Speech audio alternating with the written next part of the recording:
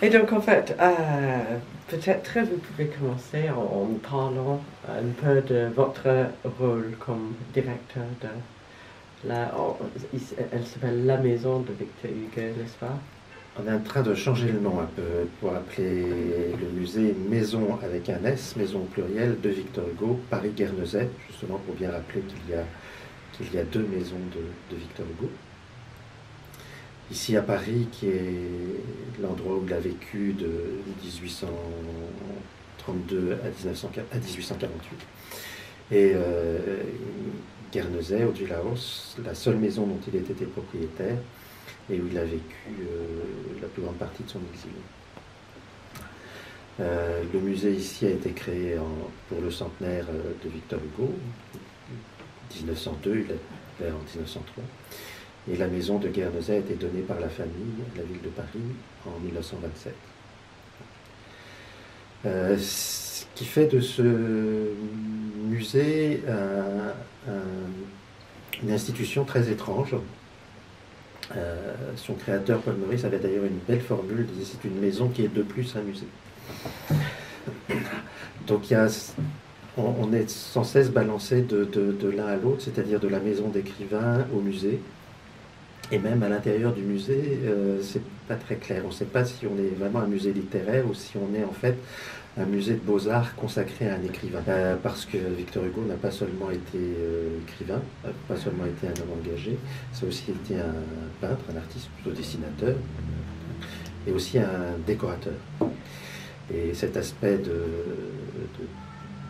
décorateur, aménageur de son intérieur, nous sommes les seuls à en rendre compte ici à Paris, avec des décors qu'il avait fait pour Juliette. Et à Guernesey, bien sûr, où toute la maison est aménagée. Et vous avez à peu près de combien de visiteurs par an à chaque endroit ici? Alors, à Paris, c'est en progression presque constante. Sur les années, c'est autour de 180-190 000 visiteurs. Et à Guernesey, où la maison n'est ouverte que 6 mois et où on ne peut visiter que par groupe de 10 personnes à la fois, ça contraint forcément la fréquentation qui est autour de 20 000 visiteurs.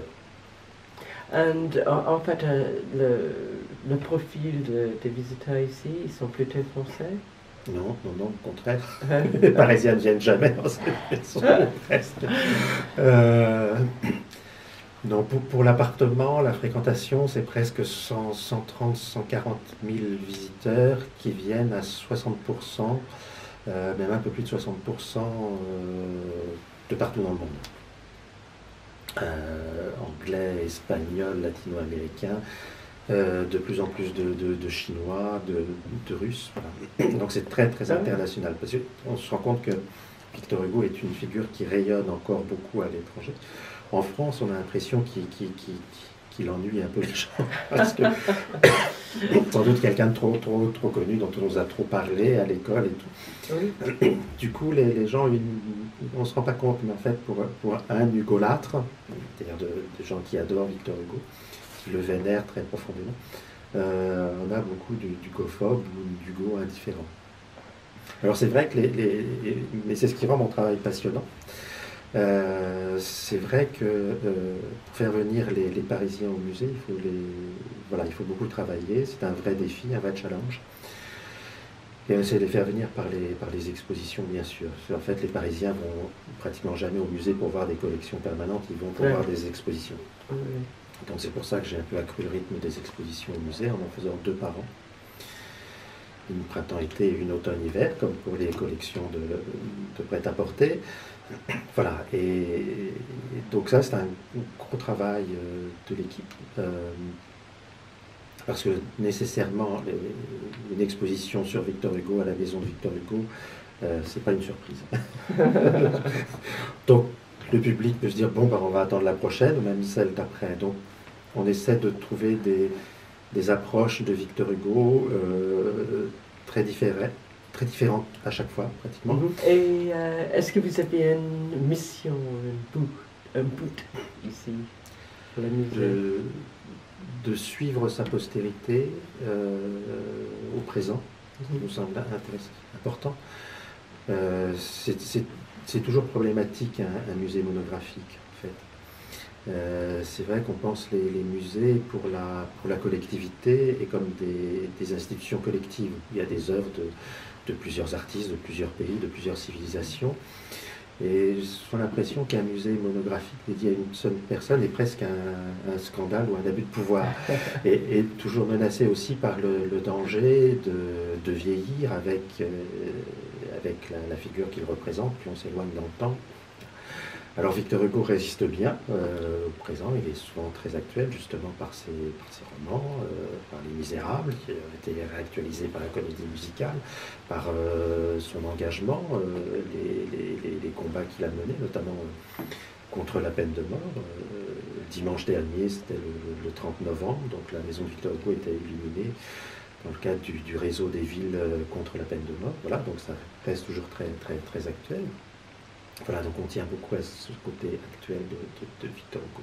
Et une maison comme ça, en fait, vous avez besoin de beaucoup de subventions de l'État? Alors, on n'a pas de subvention de l'État, parce que c'est un musée de la ville de Paris. Ah, ok. Donc il est entièrement financé par la ville de Paris. Alors, moi je rêve toujours d'ailleurs d'un mécénat qui n'a pas encore pu se mettre en place, d'un mécénat partagé.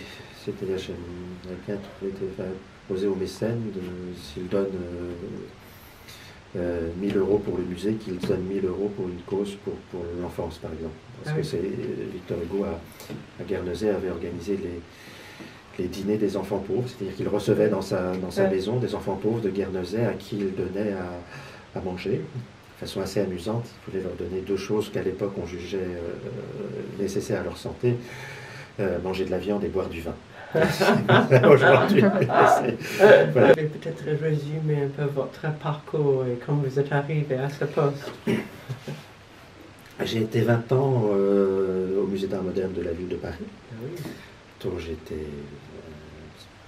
spécialiste je supposais être spécialiste du XXe siècle, de l'art moderne. Et donc ça c'est un grand changement, n'est-ce pas? Oui, mais il y a une certaine logique. J'aime bien faire la blague de dire que Victor Hugo est un peintre du XXe siècle ayant travaillé par erreur au XIXe siècle. Beaucoup d'artistes, c'est assez amusant, beaucoup d'artistes contemporains et de grands directeurs de galeries, de grands marchands d'art aiment Victor Hugo et certains le collectionnent d'ailleurs. C'est assez amusant, un artisan très, très moderne. Voilà. Et puis j'avais fait le tour de certaines choses au musée d'art moderne, c'était bien mon métier, du coup j'avais l'impression de trop me spécialiser sur certains types d'expositions.